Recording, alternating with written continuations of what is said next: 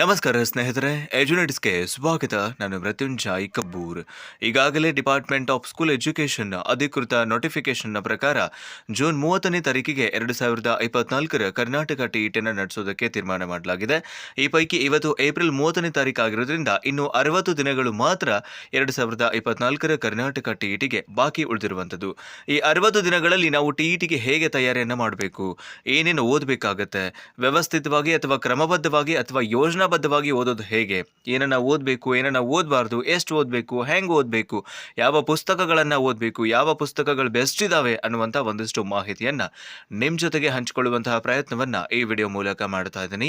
Video start ಮಾಡೋದಕ್ಕಿಂತ ಪೂರ್ವದಲ್ಲಿ ನೀವೇನಾದರೂ ಎಜುನೆಟ್ಸ್ಗೆ ಹೊಸಬರಾಗಿದ್ದರೆ ಅಥವಾ ಇನ್ನೂವರೆಗೂ ಸಬ್ಸ್ಕ್ರೈಬ್ ಮಾಡ್ಕೊಂಡಿಲ್ಲ ಅಂತಾದರೆ ಸಬ್ಸ್ಕ್ರೈಬ್ ಆಗೋದನ್ನು ಮರಿಬೇಡಿ ಮತ್ತು ಮುಂದಿನ ಎಲ್ಲ ಅಪ್ಡೇಟ್ಸ್ಗಳಿಗಾಗಿ ನೋಟಿಫಿಕೇಶನ್ ಬೆಲ್ ಒತ್ತಿ ಆಲ್ ಅಂತ ಸೆಲೆಕ್ಟ್ ಮಾಡಿ.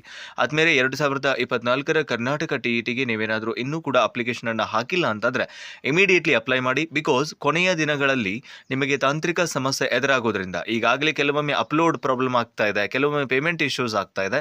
ಹಾಗಾಗಿ ನೀವು ಕೂಡಲೇ ಅರ್ಜಿಯನ್ನು ಸಲ್ಲಿಸಿದ ನಂತರ ಕರ್ನಾಟಕ ಟಿಇಟಿಗೆ ನೀವು ತಯಾರಿಯನ್ನು ಮಾಡೋದಕ್ಕೂ ಕೂಡ ನಿಮಗೆ ಅವಕಾಶಗಳು ಸಿಗ್ತಾ ಇದೆ. ಆದ್ಮೇಲೆ ಒಂದಿಷ್ಟು ವಿಷಯಗಳನ್ನು ನಾವಿಲ್ಲಿ ಗಮನದಲ್ಲಿ ಇಟ್ಕೊಳ್ಬೇಕಾಗತ್ತೆ. ಏನು ಅಂತಂದ್ರೆ, ನಾವಿಲ್ಲಿ ಎಲ್ಲವನ್ನೂ ಓದೋದು ಬೇಡ. ನಾವು ಸಿಕ್ಕಿದೆ ಅಂತ ಹೇಳಿ ಸೈಕಾಲಜಿ ಅಂದ ತಕ್ಷಣ ಸೈಕಾಲಜಿಯ 500 ಪುಟಗಳ ಸಂಪೂರ್ಣ ಪುಸ್ತಕವನ್ನು ಓದುವಂಥ ಅವಶ್ಯಕತೆ ಇರೋದಿಲ್ಲ. ಪಠ್ಯಕ್ರಮಕ್ಕೆ ಅನುಗುಣವಾಗಿ ಏನಿದೆ ಅಷ್ಟನ್ನು ಮಾತ್ರ ಓದಬೇಕು ನಾವು. ಬೆಳವಣಿಗೆ ಇದೆ, ವಿಕಾಸ ಇದೆ, ಬುದ್ಧಿಶಕ್ತಿ ಇದೆ, ಬೆಳವಣಿಗೆಯ ತತ್ವಗಳಿದೆ, ಮೌಲ್ಯಮಾಪನ ಇದೆ, ಕ್ರಿಯಾ ಸಂಶೋಧನೆ ಇದೆ. ಇಂತಹ ಆಯ್ದ ಟಾಪಿಕ್ಗಳೇನಿದ್ದಾವೆ ಆ ಆಯ್ದ ಟಾಪಿಕ್ಗಳನ್ನು ಮಾತ್ರ ಓದುವಂಥದ್ದು ಸೂಕ್ತ. ಸೈಕಾಲಜಿ ತುಂಬ ವಿಶಾಲವಾದಂತಹ ಸಬ್ಜೆಕ್ಟು, ಅದರ ವ್ಯಾಪ್ತಿ ಬಹಳ ವಿಶಾಲವಾಗಿರುವಂಥದ್ದು. ಸಂಪೂರ್ಣ ಸೈಕಾಲಜಿನ ಓದುವಂಥದ್ದು ಬೇಡ. ಡಿಪಾರ್ಟ್ಮೆಂಟ್ ಅದಕ್ಕೆ ಅಂತಾನೆ ಒಂದಿಷ್ಟು ಆಯ್ದ ಟಾಪಿಕ್ಗಳನ್ನು ಚೂಸ್ ಮಾಡಿಟ್ಟಿದೆ. ಆ ಆಯ್ದ ಮತ್ತು ಪಠ್ಯಕ್ರಮದಲ್ಲಿ ಏನು ಮೆನ್ಷನ್ ಮಾಡಿದ್ದಾರೆ ಅಷ್ಟನ್ನು ಮಾತ್ರ ಓದೋದು. ಅದು ಸೈಕಾಲಜಿನೇ ಆಗಲಿ, ಕನ್ನಡ ಗ್ರಾಮರೇ ಆಗಲಿ, ಇಂಗ್ಲೀಷ್ ಗ್ರಾಮರೇ ಆಗಲಿ, ಸಮಾಜ ವಿಜ್ಞಾನವೇ ಆಗಲಿ, ಗಣಿತ ಅಥವಾ ವಿಜ್ಞಾನವೇ ಆಗಲಿ, ಯಾವುದೇ ವಿಷಯವಾದರೂ ನಾವು ಎಷ್ಟು ಓದ್ತೀವಿ ಅನ್ನೋದು ಇಂಪಾರ್ಟೆಂಟ್ ಅಲ್ಲ, ಏನು ಓದ್ತೀವಿ ಮತ್ತು ಹೇಗೆ ಓದ್ತೀವಿ ಅನ್ನೋದು ಇಂಪಾರ್ಟೆಂಟ್ ಆಗುತ್ತೆ. ಹಾಗಾಗಿ ನಾವು ಸಿಲೆಬಸ್ನ ಪ್ರಕಾರ ಓದೋದನ್ನು ರೂಢಿ ಮಾಡ್ಕೊಳ್ಬೇಕು. ಸಿಲೆಬಸ್ನ ಕಾಪಿನ ನಂತರದಲ್ಲಿ ನಾನು ಡಿಸ್ಕ್ರಿಪ್ಷನ್ ಬಾಕ್ಸ್ನಲ್ಲಿ ಹಾಕಿರ್ತೀನಿ.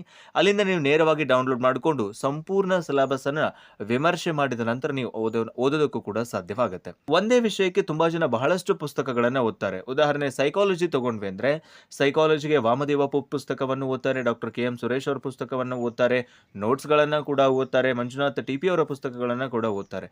ಸೊ ಹಿಂಗೆ ಮಾಡೋದ್ರಿಂದ ನೀವು ಒಂದು ವಿಷಯಕ್ಕೆ ಒಂದೇ ಪರಿಣಿತರ ಅಥವಾ ಒಂದೇ ವಿಷಯ ಪರಿಣಿತ ಅಥವಾ ಲೇಖಕರ ಮೇಲೆ ಕಾನ್ಸಂಟ್ರೇಟ್ ಮಾಡದೇ ಇರೋದ್ರಿಂದ ಅವರ ಬಳಕೆಯ ಶಬ್ದಗಳು ಬೇರೆ ಬೇರೆ ಆಗಿರ್ತವೆ, ಅವರ ವಿಷಯದ ವ್ಯಾಪ್ತಿಗಳು ಬೇರೆ ಬೇರೆ ಆಗಿರ್ತವೆ. ಹಾಗಾಗಿ ಇಲ್ಲಿ ನಮಗೆ ಒಂದು ಸ್ಪಷ್ಟ ಮಾಹಿತಿಯಿಂದ ನಾವು ವಂಚಿತರಾಗುವಂತಹ ಸಾಧ್ಯತೆ ಇರುತ್ತೆ. ಹಾಗಾಗಿ ಒಂದೇ ಪುಸ್ತಕವನ್ನು ನೀವು ಹಲವು ಸಲ ಓದಿದ್ರೆ ತಪ್ಪಿಲ್ಲ, ಆದರೆ ಹಲವು ಪುಸ್ತಕಗಳನ್ನು ಒಂದೊಂದು ಬಾರಿ ಓದೋದು ಬೇಡ. ಹಾಗಾಗಿ ಒಂದು ವಿಷಯಕ್ಕೆ ಒಂದು ಪುಸ್ತಕ ಸಾಕು. One book is enough. ಒಂದೇ ವಿಷಯಕ್ಕೆ ಒಂದೇ ಪುಸ್ತಕವನ್ನು ಓದೋದನ್ನು ರೂಢಿ ಮಾಡ್ಕೊಳ್ಳಿ. Very important.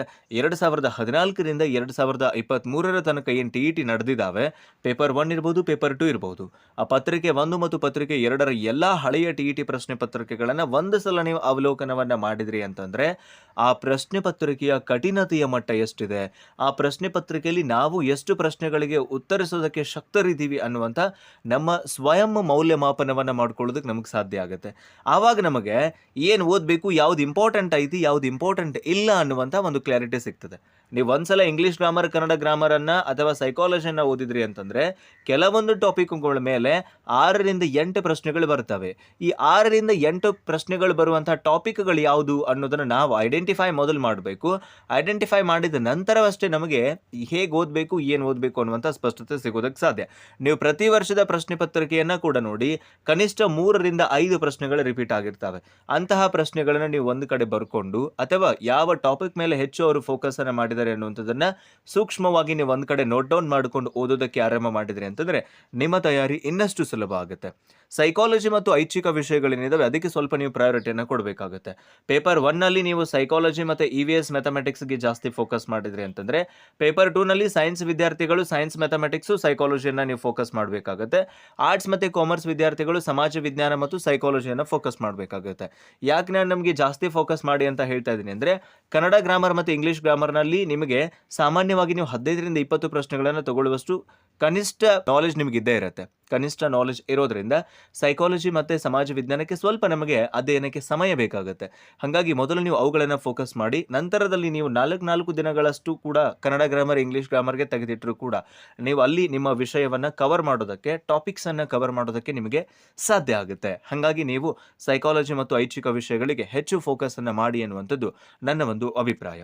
ಇದಾದಮೇಲೆ ನಾನು 60 ಡೇಸ್ನಲ್ಲಿ ಓದಬೇಕು, ಹೆಂಗೆ ಓದಬೇಕು, ಏನು ಓದಬೇಕು ಅಂತ ಕೇಳೋದಾದರೆ, ಫಸ್ಟ್ ನಾನು ಈಗಾಗಲೇ ಹೇಳ್ದಂಗೆ ಸಿಲೆಬಸ್ಸನ್ನು ನೋಡ್ಕೊಳ್ಬೇಕು.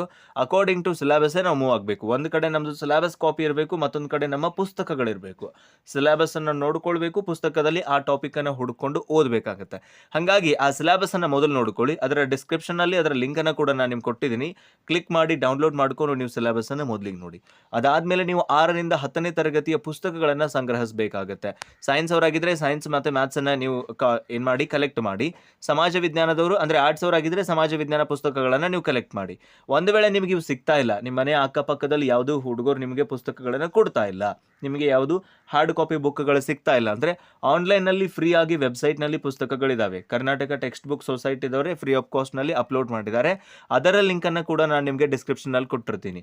ಆರಾಮಾಗಿ ಕ್ಲಿಕ್ ಮಾಡ್ಕೊಳ್ಳಿ. ನಿಮಗೆ ಯಾವ ತರಗತಿಯ ಪುಸ್ತಕ ಬೇಕು, ಪಾರ್ಟ್ 1 ಬೇಕಾ, ಪಾರ್ಟ್ 2 ಬೇಕಾ, ಕನ್ನಡ ಮೀಡಿಯಂ ಬೇಕಾ, ಇಂಗ್ಲೀಷ್ ಮೀಡಿಯಂ ಬೇಕಾ, ಚೂಸ್ ಮಾಡ್ಕೊಂಡು ಡೌನ್ಲೋಡ್ ಅಂತ ಕೊಡಿ. ಪುಸ್ತಕ ಡೌನ್ಲೋಡ್ ಆಗುತ್ತೆ.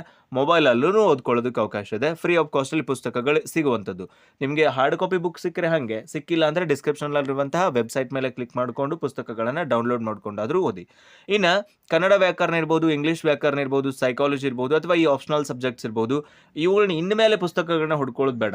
ಇವತ್ತು 60 ದಿನದಿಂದ ನಾವು ಸ್ಟಡಿ ಪ್ಲಾನ್ ಮಾಡ್ತಾ ಇದ್ದೀವಿ ಅಂದರೆ according to the study plan ಮತ್ತು ಟೈಮ್ ಟೇಬಲ್ ಪ್ರಕಾರ ಪುಸ್ತಕಗಳನ್ನು ಸೆಟ್ ಮಾಡಿಕೊಂಡು ಇವತ್ತಿಂದನೇ ನಾವು ವಿಷಯವಾರು ಘಟಕವಾರು ಅಧ್ಯಯನವನ್ನು ಆರಂಭಿಸಬೇಕು. ಒಂದು ಪ್ರಾಪರ್ ಟೈಮ್ ಟೇಬಲನ್ನು ದಿನಕ್ಕೆ ಜಾಸ್ತಿ ಬೇಡ, ನೀವು 4 ಗಂಟೆ ಕೊಟ್ಟರು ಕೂಡ ಸಾಕು. ಉತ್ತಮವಾಗಿ ನೀವು TET ತಯಾರಿಯನ್ನು ಮಾಡ್ಬೋದು.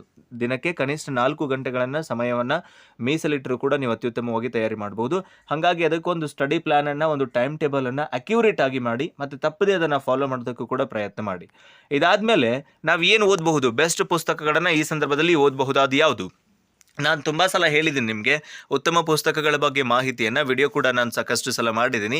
ಸೊ ಅಂದರೂ ಮತ್ತೊಂದು ಸಲ ನಾನು ನಿಮಗೆ ರಿಪೀಟ್ ಮಾಡ್ತಾ ಇದ್ದೀನಿ. TETಗೆ ಓದಬಹುದಾದಂಥ ಬೆಸ್ಟ್ ಪುಸ್ತಕಗಳು ಯಾವುದು ಅನ್ನುವಂಥ ಮಾಹಿತಿಯನ್ನು ನೋಡ್ತಾ ಹೋಗೋದಾದರೆ, ಸೈಕಾಲಜಿ ವಿಷಯಕ್ಕೆ ನಾನು ಇಲ್ಲಿ ನಿಮಗೆ 3 ಕೊಟ್ಟಿದ್ದೀನಿ. Doctor HV Vamadevappa, doctor KM Suresh, Shri Manjunath TP ಅಂತ ಹೇಳಿ.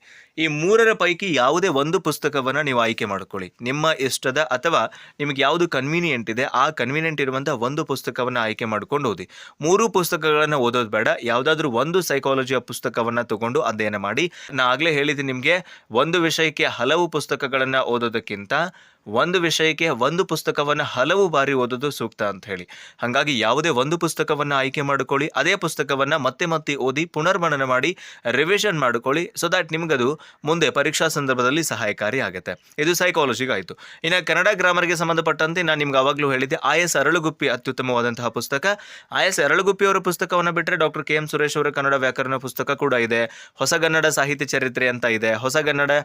ಕನ್ನಡ ವ್ಯಾಕರಣ ಅನ್ನುವಂಥ ಪುಸ್ತಕಗಳಿದ್ದಾವೆ. ಅದನ್ನು ಬಿಟ್ಟರೂ ಕೂಡ ಕನ್ನಡ ಸಾಹಿತ್ಯ ಪ್ರಕಟಣೆ ಏನಿದೆ, ಸೊ ಕನ್ನಡ ಸಾಹಿತ್ಯ ಪ್ರಕಾಶನದ ಯಾವುದೇ ಒಂದು ಪ್ರಕಟಣೆಯನ್ನು ಕೂಡ ನೀವು ತಗೊಂಡು ಓದಬಹುದು. ಅಥವಾ ನೀವು 6ರಿಂದ 10ನೇ ತರಗತಿಯ ಸರ್ಕಾರಿ ಪಠ್ಯಪುಸ್ತಕಗಳಿದ್ದಾವೆ. ಲ್ಯಾಂಗ್ವೇಜ್ 1 ಭಾಷೆ 1ರ ಒಂದು ಕನ್ನಡದ ನೀವು ಅದರ ಹಿಂದಿನ ಗ್ರಾಮರ್ ಟಾಪಿಕ್ಗಳನ್ನು ಆಯ್ದ ವ್ಯಾಕರಣ ಮತ್ತು ಭಾಷಾಭ್ಯಾಸ ಏನಿದ್ದಾವೆ, ಆ ವ್ಯಾಕರಣ ಮತ್ತು ಭಾಷಾಭ್ಯಾಸದ ವಿಷಯಗಳನ್ನು, ಟಾಪಿಕ್ಗಳನ್ನು ಓದಿದ್ರು ಕೂಡ ನೀವು ಸಾಕಾಗುತ್ತೆ. ನಂಗೆ ಇದೆಲ್ಲ ಬೇಡ ಅಂದರೆ ನೀವು IS ಅರಳುಗುಪ್ಪಿ ಪುಸ್ತಕವನ್ನು ಕೂಡ ತಗೊಂಡು ಓದೋದಕ್ಕೆ ಸಹಾಯಕಾರಿ ಆಗುತ್ತೆ. ಪುಸ್ತಕ ಸಿಗ್ತಾ ಇಲ್ಲ ಅಂದರೆ ಆ ಪುಸ್ತಕವನ್ನು ಕೂಡ ನೀವು ನೇರವಾಗಿ ಓದಬಹುದು. ಇನ್ನು ಇಂಗ್ಲೀಷ್ ಗ್ರಾಮರ್ಗೆ ಅಪ್ಲೈಡ್ ಇಂಗ್ಲೀಷ್ ಕೋರ್ಸ್ ಅನ್ನುವಂಥ ಬೇದ್ರೆ ಮಂಜುನಾಥ್ ಅವರ ಒಂದು ಪುಸ್ತಕ ಉತ್ತಮವಾಗಿರುವಂಥದ್ದು, ಅದನ್ನು ತಗೊಳ್ಳಿ. ಇಲ್ಲ ರೆನ್ನೆನ್ ಮಾರ್ಟಿನ್ ಅವರ ಹೈಸ್ಕೂಲ್ ಇಂಗ್ಲೀಷ್ ಗ್ರಾಮರ್ ಅಂತ ಒಂದು ಪುಸ್ತಕ ಇದೆ, ಅದನ್ನು ಕೂಡ ತಗೊಳ್ಬಹುದು. ಇಲ್ಲಾಂದರೆ ನೀವು 6ರಿಂದ 10ನೇ ತರಗತಿ ಅಥವಾ 5ರಿಂದ 10ನೇ ತರಗತಿಯ ಇಂಗ್ಲೀಷ್ನ ಸರ್ಕಾರಿ ಪಠ್ಯ ಪುಸ್ತಕಗಳನ್ನು ನೋಡ್ಕೊಳ್ಬಹುದು. ಅದರ ಹಿಂದಿರುವ ವ್ಯಾಕರಣಾಂಶಗಳು, ಗ್ರಾಮರ್ನ ಕೀ ಪಾಯಿಂಟ್ಸನ್ನು, ಹೈಲೈಟ್ಸನ್ನು ನೀವು ನೋಡ್ಕೊಳ್ಳೋದ್ರಿಂದ ಅದು ನಿಮಗೆ ಸಹಾಯಕಾರಿ ಆಗುತ್ತೆ. ಜೊತೆಗೆ ಅಲ್ಲಿಂದ ನೇರವಾಗಿ ಪ್ರಶ್ನೆಗಳು ನಮಗೆ ಪ್ರಶ್ನೆ ಪತ್ರಿಕೆಯಲ್ಲಿ ಕೂಡ ಬರ್ತವೆ. ಇನ್ನು EVS ಎನ್ವಿರಾನ್ಮೆಂಟಲ್ ಸೈನ್ಸ್ಗೆ ಸಂಬಂಧಪಟ್ಟಂಥ ನೋಟ್ಸ್ಗಳು ಕೂಡ ಲಭ್ಯ ಇದ್ದಾವೆ. ವಿಜ್ಞಾನದ ಪುಸ್ತಕಗಳು, ಆಮೇಲೆ ಅದರ ಪರಿಸರ ಅಧ್ಯಯನದ ನೋಟ್ಸ್ಗಳನ್ನು ಪುಸ್ತಕಗಳನ್ನು ಕೂಡ ನೀವು ಓದಬಹುದು. ಗಣಿತಕ್ಕೂ ಕೂಡ ಸೇಮ್ 5ರಿಂದ 10ನೇ ತರಗತಿಯ ಸರ್ಕಾರಿ ಪಠ್ಯ ಪುಸ್ತಕಗಳು, ವಿಜ್ಞಾನಕ್ಕೂ ಕೂಡ 5ರಿಂದ 10ನೇ ತರಗತಿಯ ಸರ್ಕಾರಿ ಪಠ್ಯ ಪುಸ್ತಕಗಳು. ನಿಮ್ಮದು ಮೀಡಿಯಂ ಯಾವುದಿದೆ ಆ ಮೀಡಿಯಮನ್ನು ಕೂಡ ನೀವು KTBS ವೆಬ್ಸೈಟ್ನಲ್ಲೇ ಡೌನ್ಲೋಡ್ ಮಾಡಿಕೊಂಡು ನೀವು ಓದ್ಕೊಳ್ಬಹುದು. ಇಲ್ಲ ನಿಮಗೆ ಸಿಗುತ್ತೆ ಎಲ್ಲಾದರೂ ಹಾರ್ಡ್ ಕಾಪಿ ಅಂದರೆ ಅದನ್ನಾದರೂ ಮಾಡ್ಬೋದು. ಸಮಾಜ ವಿಜ್ಞಾನದ ವಿದ್ಯಾರ್ಥಿಗಳು ಅಂದರೆ ಆರ್ಟ್ಸ್ ಮತ್ತು ಕಾಮರ್ಸ್ನವರು ಕೂಡ 5ರಿಂದ 10ನೇ ತರಗತಿಯ ಸರ್ಕಾರಿ ಪಠ್ಯ ಪುಸ್ತಕಗಳನ್ನು ಓದಿ. ಇಲ್ಲಿ ಸಮಾಜ ವಿಜ್ಞಾನ, ಗಣಿತ ಮತ್ತು ವಿಜ್ಞಾನಕ್ಕೆ ಸಂಬಂಧಪಟ್ಟಂತೆ 10 ಅಂಕದ ಪೆಡಾಗಜಿಗಳು ಬರ್ತವೆ. ಬೋಧನಾಶಾಸ್ತ್ರ ಹೆಂಗೆ ಆ ವಿಷಯಗಳನ್ನು ಬೋಧಿಸಬೇಕು ಅಂತ ಹೇಳಿ. ಸೊ ಅದಕ್ಕೆ ಸಂಬಂಧಪಟ್ಟಂಥ ನೋಟ್ಸ್ಗಳು ಕೂಡ ಈಗಾಗಲೇ ನಮ್ಮ ಹತ್ರ ಕೂಡ ಲಭ್ಯ ಇದೆ. ನೀವು ಅದನ್ನು ಕೂಡ ಯೂಸ್ ಮಾಡಿಕೊಂಡು ನಿಮ್ಮ ತಯಾರಿಯನ್ನು ಆರಂಭಿಸಬಹುದು. ಮತ್ತು ಅದನ್ನೊಂದು ಸ್ವಲ್ಪ ಚುರುಕುಗೊಳಿಸೋದಕ್ಕೂ ಕೂಡ ನಿಮಗೀಗ ಸಮಯ ಕಡಿಮೆ ಇರೋದ್ರಿಂದ ಅದನ್ನು ನೀವು ಚುರುಕುಗೊಳಿಸಬೇಕಾಗಿದೆ. ಜೊತೆಗೆ ಕನ್ನಡ ಗ್ರಾಮರ್, ಇಂಗ್ಲೀಷ್ ಗ್ರಾಮರ್ ಇರ್ಬೋದು, ಸೈಕಾಲಜಿ, ಸೈನ್ಸ್, ಮ್ಯಾಥ್ಸ್, EVS, ಆಮೇಲೆ ಸೋಷಲ್ ಸ್ಟಡೀಸು ಎಲ್ಲ ವಿಷಯಗಳ ನೋಟ್ಸ್ಗಳಾಗಿರಬಹುದು. 2014ರಿಂದ 2023ರವರೆಗಿನ ಎಲ್ಲ ಹಳೆಯ ಪ್ರಶ್ನೆ ಪತ್ರಿಕೆಗಳಾಗಿರ್ಬೋದು, ಮಾಡೆಲ್ ಕ್ವಶನ್ ಪೇಪರ್ಸ್ ಇರಬಹುದು, ಇತರೆ TETಗೆ ಸಂಬಂಧಪಟ್ಟಂಥ ಎಲ್ಲ ಒಂದು ಸ್ಟಡಿ ಮಟೀರಿಯಲ್ಸನ್ನು ನಾವು ಪ್ರೊವೈಡ್ ಮಾಡ್ತಾ ಇದ್ವಿ. ಈಗಾಗಲೇ ಸುಮಾರು 1139 ಜನ ಎನ್ರೋಲ್ ಮಾಡಿಕೊಂಡಿದ್ದಾರೆ, ವಾಟ್ಸಪ್ ಗ್ರೂಪ್ಗೆ ಸೇರಿಕೊಂಡಿದ್ದಾರೆ. 50 ರೂಪಾಯಿನ ನಾವು ಶುಲ್ಕವನ್ನು ಇಟ್ಟಿದ್ದೀವಿ. ನೀವು ಕೂಡ ಇಂಟ್ರೆಸ್ಟೆಡ್ ಇದ್ದೀರಿ ಅಂತಂದರೆ 50 ರೂಪಾಯಿನ ಪಾವತಿಸಿ ನೀವು ಕೂಡ ವಾಟ್ಸಪ್ ಗ್ರೂಪ್ಗೆ ಜಾಯ್ನ್ ಆಗಬಹುದು. ಅಲ್ಲೇ ನಿಮಗೆ ನೋಟ್ಸ್ಗಳು, ಹಳೆಯ ಪ್ರಶ್ನೆ ಪತ್ರಿಕೆಗಳು, ಮಾದರಿ ಪ್ರಶ್ನೆ ಪತ್ರಿಕೆಗಳು, ಕೆಲವೊಂದಿಷ್ಟು ಅಪ್ಡೇಟ್ಸ್ಗಳು ಕೂಡ ಸಿಗ್ತಾ ಇರ್ತವೆ. ಸೊ ವಾಟ್ಸಪ್ ಗ್ರೂಪ್ಗೆ ನೀವು ಕೂಡ ಸೇರಿಕೊಳ್ಬೇಕು ಅಂತ ಅನ್ಕೊಳ್ತಾ ಇದ್ದೀರಿ, ಸ್ಟಡಿ ಮಟೀರಿಯಲ್ಸ್ ಬೇಕಾಗಿತ್ತು ಅಂದರೆ 7259782629 ಈ ನಂಬರ್ಗೆ ನೀವು ವಾಟ್ಸಪ್ ಮೂಲಕ ಮಾತ್ರ ಸಂಪರ್ಕಿಸೋದಕ್ಕೆ ವಿನಂತಿಸ್ತೀನಿ. ಸೊ ನೀವು ಇಂಟ್ರೆಸ್ಟೆಡ್ ಇದ್ದೀರಿ, ನಿಮಗೆ ನೀಡಿದೆ ಅಂತಂದರೆ ವಾಟ್ಸಪ್ ಮೂಲಕ ಸಂಪರ್ಕಿಸಿ. ಖಂಡಿತವಾಗಿಯೂ ನಾನು ನಿಮಗೆ ಅದರ ಇನ್ನುಳಿದ ಮಾಹಿತಿನ ಹಂಚ್ಕೊಳ್ತೀನಿ. ಗಮನಿಸ್ತಾ ಇದ್ರಿ, ಈಗಾಗಲೇ ನಮ್ಮ 2 ಗ್ರೂಪ್ಗಳು, ಕರ್ನಾಟಕ TET ಆರ್ಟ್ಸ್ ಮತ್ತು ಕಾಮರ್ಸು ಮತ್ತು ಸೈನ್ಸ್ನ 2 ಸಪರೇಟ್ ಗ್ರೂಪ್ಗಳನ್ನು ನಾವು ಈಗಾಗಲೇ ಮಾಡಿದ್ದೀವಿ. ಸೊ ಅದರ ಒಂದು ಸ್ಕ್ರೀನ್ಶಾಟ್ಸನ್ನು ಕೂಡ ನೀವು ಗಮನಿಸ್ತಾ ಇದ್ರಿ. ಸೊ ಈಗಾಗಲೇ ಸೈನ್ಸ್ನಲ್ಲಿ 553 ಜನ, ಆರ್ಟ್ಸ್ ಮತ್ತು ಕಾಮರ್ಸ್ನಲ್ಲಿ 586 ಜನ ವಿದ್ಯಾರ್ಥಿಗಳು ಜಾಯ್ನ್ ಆಗಿದ್ದಾರೆ. ಒಟ್ಟು 1139 ಜನರನ್ನು ನಾವು ಈಗಾಗಲೇ ಎನ್ರೋಲ್ ಮಾಡ್ಕೊಂಡಿದ್ದೀವಿ. ಇನ್ನೂ ವಿಳಂಬ ಮಾಡೋದು ಬೇಡ ಈಗ, ಯಾಕಂದರೆ ಈಗಾಗಲೇ ತುಂಬ ಸಮಯ ಆಗಿದೆ. 90 ದಿನಗಳಿತ್ತು ನೋಟಿಫಿಕೇಶನ್ ಆದಾಗ, and it's 60 days right now. And ಇನ್ನೂ ಕೂಡ ನಾವು ಡಿಲೇ ಮಾಡೋದು ಬೇಡ, ಇವತ್ತಿಂದನೇ ಸ್ಟಡಿಯನ್ನು ಆರಂಭಿಸೋಣ. ನಿಮ್ಮ ಸಂದೇಹಗಳೇನಾದರೂ ಇತ್ತು, ಡೌಟ್ಸ್ ಇತ್ತು ಅಂದರೆ ಮುಕ್ತವಾಗಿ ಕಮೆಂಟ್ ಬಾಕ್ಸಲ್ಲಿ ಕೂಡ ಹಂಚ್ಕೊಳ್ಬಹುದು. ನೀವು ಕೋರ್ಸ್ಗೆ ಎನ್ರೋಲ್ ಆದ ನಂತರ ನೀವು ಅಲ್ಲಿ ಕೂಡ ಚಾಟ್ನಲ್ಲೂ ಕೂಡ ವಾಟ್ಸಪ್ನ ಮೂಲಕ ಕೂಡ ಸಂಪರ್ಕಿಸಬಹುದು. ಆ್ಯಂಡ್ ವೆರಿ ಸೂನ್ ನಾವು ವಿಷಯವಾರು ಮತ್ತು ಘಟಕವಾರು ಕ್ವಿಜ್ಗಳನ್ನು ಕೂಡ ಆರಂಭ ಮಾಡೋಣಂತೆ. ಆ್ಯಂಡ್ ಇದಕ್ಕೆ ಸಂಬಂಧಪಟ್ಟಂತಹ ಸಾಕಷ್ಟು ವಿವರಗಳು, ಹಾಗೆ ನಿಮಗೆ ಈ ಸ್ಟಡಿ ಪ್ಲಾನರ್ ಇರಬಹುದು, ಹಾಗೆ ಸಿಲೆಬಸ್ ಇರಬಹುದು, ಆಮೇಲೆ KTBS ವೆಬ್ಸೈಟ್ ಇರ್ಬೋದು, ಇತರೆ ಒಂದಿಷ್ಟು ಮಾಹಿತಿಗಳನ್ನು ನಾನು ಡಿಸ್ಕ್ರಿಪ್ಷನ್ ಬಾಕ್ಸ್ನಲ್ಲಿ ಕೂಡ ಕೊಟ್ಟಿರ್ತೀನಿ ಅಂತ ಹೇಳ್ತಾ, ಅದೆಲ್ಲವನ್ನು ಯೂಸ್ ಮಾಡಿಕೊಳ್ಳಿ. ನಿಮ್ಮ ಅಧ್ಯಯನವನ್ನು ಇನ್ನಷ್ಟು ಚುರುಕುಗೊಳಿಸಿ, ವ್ಯವಸ್ಥಿತವಾಗಿ ಓದಿ, ಯೋಜನಾಬದ್ಧವಾಗಿ ನಿಮ್ಮ ಅಧ್ಯಯನವನ್ನು ಆರಂಭಿಸಿ ಅಂತ ಹೇಳ್ತಾ, ಅತ್ಯುತ್ತಮವಾಗಿ ಓದಿ ಯಶಸ್ಸನ್ನು ಪಡೆಯಿರಿ. Wish you all the best. Thank you so much. Have a good time.